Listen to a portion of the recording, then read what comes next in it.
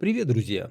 Часто в новостных выпусках на канале, в которых я рассказываю про переименование улиц в городе, про демонтаж памятников и тому подобное, вы просите рассказать про активистов-деколонизаторов, которые занимаются этими вопросами.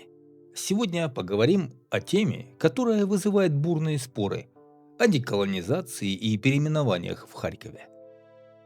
Недавно Вадим Поздняков, соучредитель проекта «Деколонизация Украина», дал большое интервью медиа-группе «Объектив» и интернет-изданию «Думка», где рассказал, почему процесс в Харькове идет именно так, а не иначе, и почему в городе до сих пор нет улицы имени Бандеры, Шухевича или Мисько-Барбары.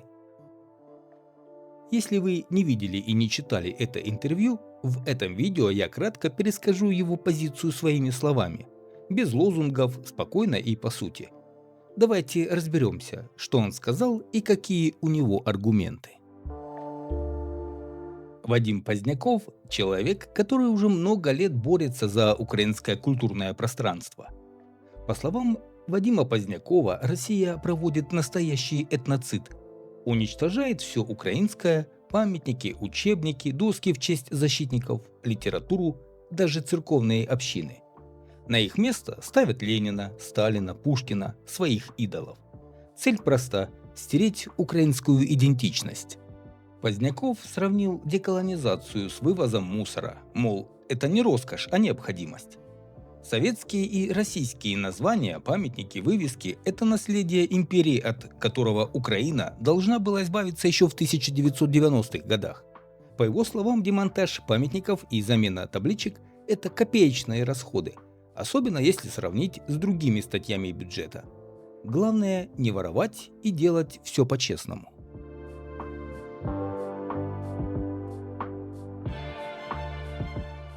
В интервью изданиям Поздняков рассказал, что участвовал в сносе Харьковского Ленина в 2014 году. После этого с товарищами они начали ездить по области и демонтировать другие советские памятники.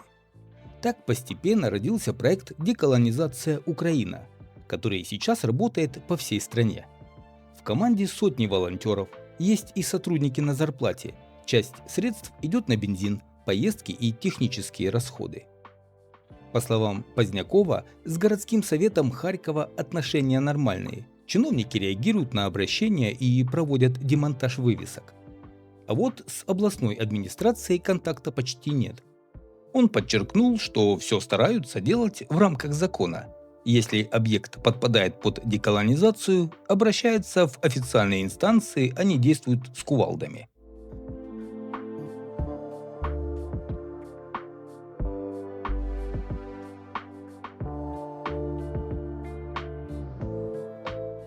Самый обсуждаемый момент – почему власти не пошли на переименование улиц в честь Степана Бандеры и Романа Шухевича. Поздняков говорит прямо, дело в электоральных страхах. Городские власти не хотят терять часть избирателей. Но он считает, что есть и другие достойные украинские имена – Мазепа, Петлюра, Мисько-Барбара, семья Светличных, Василий Мисик. То есть речь не только о западноукраинских именах, а о локальных, близких харьковчанам. Однако, по его словам, здесь все зависит от политической воли мэра Харькова и депутатов.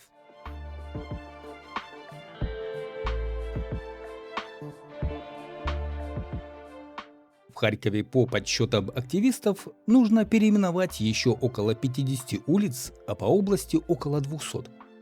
Также Поздняков считает, что стоит снести остатки советской символики.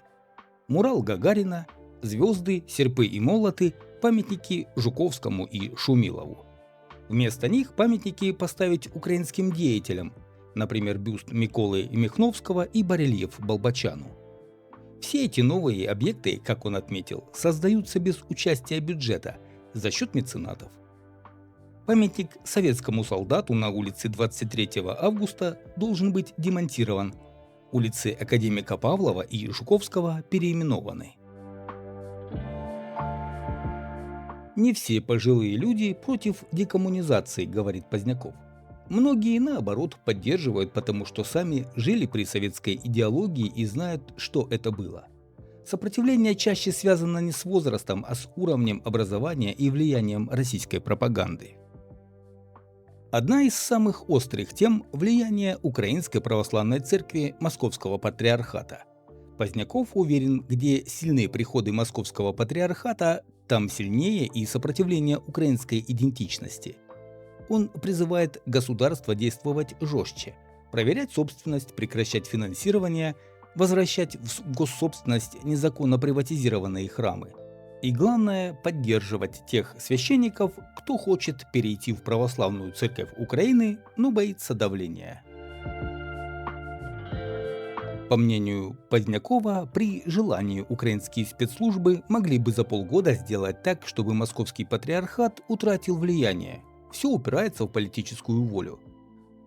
Деколонизация – это не только про памятники, а про защиту украинского культурного кода и независимости. Вадим Поздняков уверен, деколонизация – это не просто снос старого, это возвращение своего.